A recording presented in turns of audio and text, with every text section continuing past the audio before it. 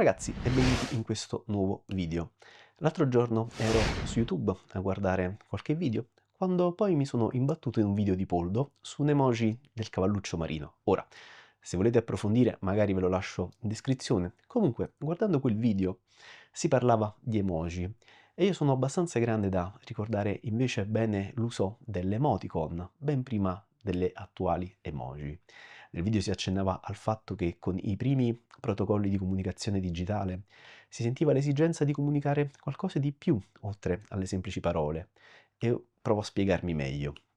Ogni volta che noi scriviamo un testo breve, come potevano essere i primi SMS, o semplicemente rispondiamo ad una chat o a un commento, non riusciamo a comunicare ironia, divertimento, tristezza o altre sfumature solo attraverso il mezzo scritto. Questo perché quando comunichiamo di persona noi ci affidiamo ad una serie di segnali che fanno parte del linguaggio non verbale, l'espressione del viso, il movimento delle labbra, la postura, il colore del viso o addirittura la dilatazione delle pupille e ovviamente il più classico fra tutti, cioè il tono della voce. Per questo motivo, anche solo per simulare le espressioni facciali, si è iniziato a usare alcuni caratteri in sequenza per mimare ad esempio quello che poteva essere un sorriso, una linguaccia, un occhiolino e tantissime altre espressioni. Queste erano le emoticon. Eppure, nonostante tutto questo, mi sono reso conto che la comunicazione e il tentativo di renderla il più chiara e universale possibile è uno dei più grandi problemi dei quali soffriamo. Questo perché? Perché in ogni situazione è soggetta a una interpretazione. Ad esempio, l'emoji che rappresenta il battere 5 viene scambiata per due mani giunte e magari la usiamo per ringraziare qualcuno di cuore. Ecco, io sono un esempio perché l'ho già fatto. Comunque, mi rendo conto che, ad esempio, mia madre usa faccine e cuoricini in modo ancora più creativo, cioè manda emoji con faccine imbarazzate per esprimere in realtà il divertimento, invece di usare più semplici facce sorridenti.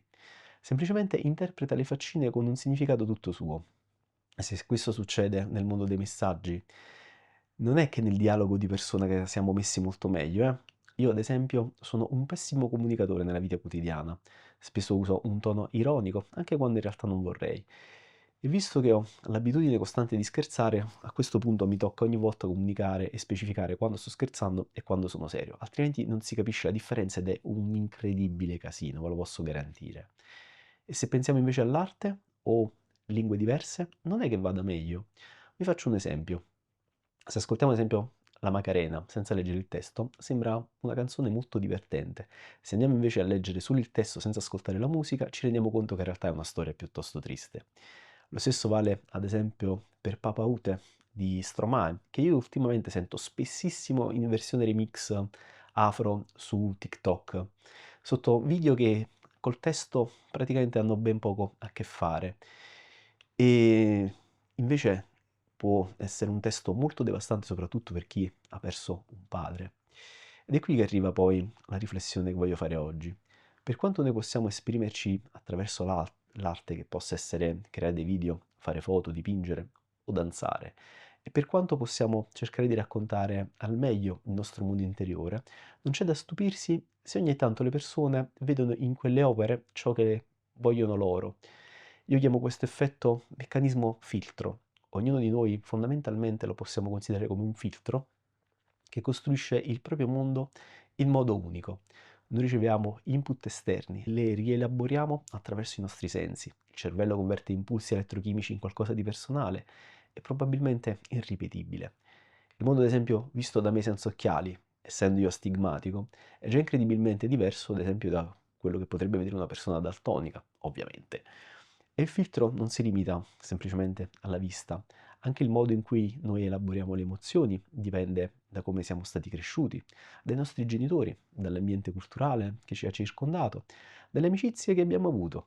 E tutto questo poi è sviluppato attraverso processi unici, diversi da quelli di chiunque altro. E se questo non bastasse, anche il modo in cui organizziamo le parole può completamente cambiare la percezione che gli altri hanno del nostro modo di esprimerci. Io ad esempio ricordo una cosa legata all'ambito pubblicitario che mostrava come l'ordine in cui raccontiamo un evento può manipolare completamente la percezione altrui. E voglio proporvi lo stesso esempio. Un novizio aspirante prete chiede al suo superiore: Posso fumare mentre prego? E il superiore ovviamente gli dice di no. Qui l'azione principale è pregare, ma viene messa in secondo piano da un desiderio materiale che è quello del fumare e questo ovviamente porta al rifiuto. Ma se lo stesso gesto, la stessa azione viene formulato in modo diverso, tipo posso pregare mentre fumo? E in questo caso l'azione principale diventa la preghiera che nobilita l'atto del fumare e così il superiore concede il suo consenso. Stessa azione, due modi diversi di raccontarla e sembrano quasi due situazioni differenti. Comunque, per concludere questa riflessione della domenica, scegliere lo strumento di comunicazione più adatto è solo il primo passo per cercare di essere compresi, ma se dall'altra parte c'è un filtro diverso dal nostro, allora a seconda della situazione possiamo decidere se scegliere di cambiare strategia e trovare un modo migliore di trasmettere il nostro mondo, oppure semplicemente aspettare di trovare le persone giuste, quelle che riescono a comprenderci senza troppi sforzi, senza ovviamente dare le colpe a nessuno, perché in fondo non è colpa di nessuno. Ora comunque sono molto curioso, vi è mai capitato di avere difficoltà a farvi capire, a far capire il vostro punto di vista? Oppure vi siete sentiti offesi per un commento, magari perché pensavate di non essere stati capiti? Oppure siete bravissimi, dei veri e propri maestri delle parole o dell'arte, riuscite sempre a far passare esattamente il messaggio che desiderate? Fatemelo sapere nei commenti, sono davvero curioso. Se questo video però vi è piaciuto, vi ha intrattenuto, fatto riflettere, potete lasciare un like, iscrivervi al canale e condividerlo con i vostri amici per darmi una mano a farlo crescere. E con me, Seva, ci vedremo nel prossimo video. See you next.